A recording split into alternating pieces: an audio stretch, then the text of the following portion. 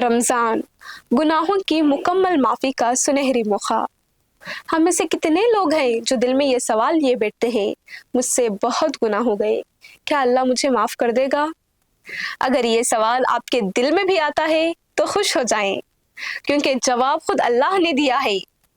अल्लाह ताला फरमाते हैं, ऐ मेरे बंदों जिन्होंने अपनी जानों पर जुल्म किया, अल्लाह की रहमत से मायूस ना हो, बेशक अल्लाह तमाम गुनाह माफ फरमा देता है। सोचे तमाम गुनाह, छोटे भी बड़े भी, छुपे हुए भी जाहिर भी, बस शर्त ये है कि हमें सच्ची तौबा करनी चाहिए।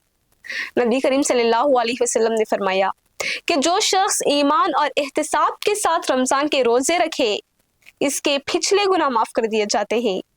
क्या ये कम खुशखबरी है?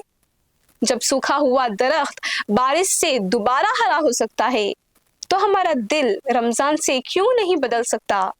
हम क्यों वापस नहीं लौट सकते? नाजरीन, आपको ये भी याद रखना जरूरी है कि सिर्फ जबान से अस्तगफार अस्तगफार कह देना काफी नहीं होगा। तौबा का मतलब है दिल का टूट जाना, आंखों का नम हो जाना और ये पक्का इरादा करना कि अब वही गुनाह दोबारा नहीं करेंगे। अगर किसी का हक मारा है तो वापस कर दे, किसी का दिल दुखाया है तो माफी मांग ले, यही सच्ची तौबा है।